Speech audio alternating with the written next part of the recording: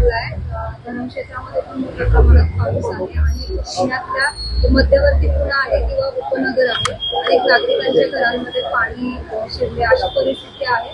पुण्याच्या महापौरांनी काही उपाययोजना करण्याच्या काही सूचना दिल्या आहेत? हो, आपले पुणे महानगरपालिकेचे सर्व अधिकारी आणि कर्मचारी अहोरात्र काम करत आहेत. जिथे जिथे पाणी साचण्याच्या काही घटना घडल्या असतील किंवा लोकांच्या घरात पाणी जात असेल तिथे सगळीकडे आपले कर्मचारी पोचलेत आणि लोकांची मदत करतायत. तिथले अपडेट्स पण आम्हाला मिळत आहेत, आम्ही सुद्धा बघतोय. सगळे महानगरपालिकेचे जे सगळे लोकप्रतिनिधी आहेत, निवडून आलेले नगरसेवक आहेत, ते सुद्धा आपापल्या भागामध्ये पाहणी करतायत, काम करून घेत आहेत. मधल्या 4-5 वर्षांमध्ये प्रशासन होतं, ड्रेनेजची साफसफाई पावसाळापूर्वी व्हायला हवी आहे, ती होत नाहीये. यावर्षी पण तीच ओरड अनेक नागरिकांकडून येते. आज सकाळपासून आम्हाला पण माध्यमांना अनेक व्हिडिओज व्हॉट्सअप केले जातात की आमच्याकडे ड्रेनेजची साफसफाई होत नाही, त्यामुळे आमच्या घरात पाणी शिरतं.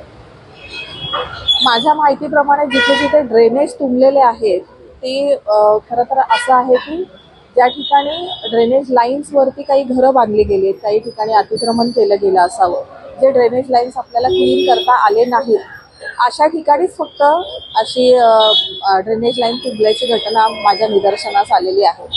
आणि जेव्हा अशा तक्रार आल्या की पाणी बाहेर यायला लागलं, तिथे लगेचच आपले सगळे कर्मचारी पोहोचून ड्रेनेज लाईन साफसफाई करायला सुरुवात झाली. परंतु तरी सुद्धा समजा असं कुठे घडलं असेल तर लोकांनी थेट माझ्याशी संपर्क करावा. मी तिथे नक्कीच माणसं पाठवून देईन. पुण्यामध्ये अनेक झाडपडीच्या घटना सुद्धा घडलेल्या आहेत, तर या संदर्भात पण काही माहिती घेतली. महापालिकेकडून काही हेल्पलाईन नंबर जाहीर करण्यात आले? आता थोड्या वेळातच आपल्याकडे ही संपूर्ण माहिती येईल. आम्ही आता सगळेजण एकत्र डिझास्टर मॅनेजमेंटची जी टीम आहे आणि आम्ही सगळे असे एकत्र पदाधिकारी मीटिंगला बसतोय आणि पुणे शहरात आम्ही असे हेल्पलाईन नंबर सुद्धा जारी करू. झाडपडीच्या घटनांबद्दल आपण जर म्हणाल तर ह्यामध्ये कॉन्ट्रोवर्सीज कायम येतात. काही एक अशी लोक, अशी संघटना आहेत ज्यांना असं वाटतं की झाडांच्या फांद्या ह्या कधी तोडल्याच जाऊ नयेत, परंतु झाडांच्या फांद्या तोडल्यानंतरही मग त्यांच्या तक्रार येतात की का तोडल्या जाऊ नयेत. मला असं वाटतं जंगलामध्ये जिथे झाड असतं तिथे जेव्हा त्या झाडाचं वजन फांद्यांमुळे वाढतं तेव्हा ते झाड उन्मळून पडतं. ते जंगलात पडल्यानंतर तिथं काही हानी होत नाही, जीवित हानी होत नाही, वित्तीय हानी होत नाही. परंतु आपण शहरात राहतो, झाडं उंच आणि मोठी झाल्यानंतर फांद्या थोड्याशा छाटून त्या झाडाचं वजन कमी करण्याची आवश्यकता आहे आणि ते वर्षभर करत राहायला पाहिजे, तरच झाडपडीच्या घटना कमी होतील असा एक माझा अंदाज आहे. अर्थात आता झाडांबद्दलचे तज्ज्ञ आपल्या पुणे शहरात खूप आहेत, त्यांनी याविषयी आम्हाला मार्गदर्शन करावं असं मी त्यांनाच आपल्या मार्फत आवाहन काही करते. पावसाळ्यापूर्वी आपण पुणे शहरातील अशा काही धोकादायक झाडांची गणना केली होती का, आणि सध्या त्या झाडांची काय परिस्थिती आहे? हो, ही सगळी माहिती आज आता माझ्या पुढे ठेवतील सगळे अधिकारी. मी त्यांना याबद्दल विचारले आणि त्यांचा सर्वे सुद्धा झाला होता की आपल्याला कुठली झाडं आहेत ज्याची छाटणी केली पाहिजे.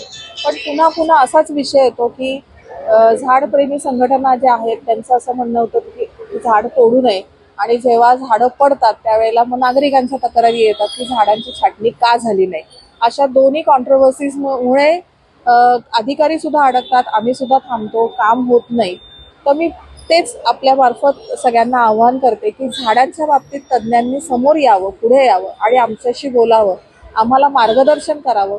उंच झालेली जी झाडं आहेत त्यांचं वजन कमी करण्यासाठी झाडांची छाटणी काही प्रमाणात आवश्यक आहे आणि ती वर्षभर करता येईल का, ते कितपत करणं योग्य आहे आणि काय अयोग्य आहे हे आमच्याशी बोलून आम्हाला त्यांनी सांगावं. पाऊस लागलं पाणी त्यामुळे आहे, तर नागरिकांना काही पाणी तक्रार होती. आता मात्र पाऊस 2-3 दिवस झालं चांगला पडतो, धरण साखळीतून पाऊस भरपूर आहे. आता पुणेकरांवरती ती 1 दिवसात पाणी कपातीची टाकली तलवार हटेल. आपण गेल्या वर्षीच्या तुलनेत जर पाहिलं यावर्षी तर आजच्या तारखेला तेवढा धरणसाठा नाहीये. धरणसाठा हा खूप कमी आहे आपल्याकडे आत्ता सुद्धा, जरी पाऊस पडत असला. 3-4 दिवसाच्या पावसामध्ये धरण काय 50% तर भरणार नाही की आपण पाणी कपात करू शकू. एक ॲव्हरेज जो रेशो ठरलेला असतो तेवढा धरणात पाणी आलं तर त्यानंतर कपातीवरती आपण निर्णय घेऊ शकतो. मोठ्या प्रमाणात पाणी साचतंय बऱ्याचशा घरांमध्ये वगैरे, तर तिथे आपली एखादी टीम अशी तयार करून ठेवली आहे तर ऐन टायमिंग आज रात्रीच वगैरे आपली सगळी टीम सगळ्या वॉर्ड ऑफिसेसमध्ये तयार आहे सगळे वॉर्ड ऑफिसर संपर्कात आहेत, डिझास्टर मॅनेजमेंटची टीम सुद्धा तयार आहे. जेव्हा जेव्हा कुठूनही तक्रार येतील तेव्हा आपण तिथे पोहोचू असा मला विश्वास आहे. आजपासून पुणेकरांना गढूळ पाणी येते त्या संदर्भात काही पाणी पुरवठा विभागाकडून काही माहिती घेतली तशा काही सूचना नागरिकांना देणार हो, आहे? आपल्याकडे काही एक थोड्या वेळामध्ये अशी संपूर्ण पुणे शहरात गढूळ पाणी नाहीये. काही ठिकाणी गढूळ पाण्याची तक्रार माझ्यापर्यंत आली आहे, तर ते मी चेक करायला सांगितलंय की कशामुळे असं झालंय. असं लक्षात आलं होतं या 2-3 दिवसांमध्ये की आपण 1 दिवसाआड पाणी कपात लागू झाल्यानंतर पाण्याच्या लाईन्स काय म्हणतात त्याला, हवा आतमध्ये ब्लॉक झाल्यामुळे पाण्याच्या लाईन्स ब्रेक होत होत्या, अचानक फुटत होत्या. तर अशा कुठे लिकेजेस असू शकते जिथे गढूळ पाणी येत असेल कदाचित. तर हे कंटॅमिनेशन कशामुळे होतंय, एअरलॉकमुळे जे काही पाण्याच्या लाईन्स फुटत आहेत ते बघायला मी सांगितलेलं आहे. थँक्यू.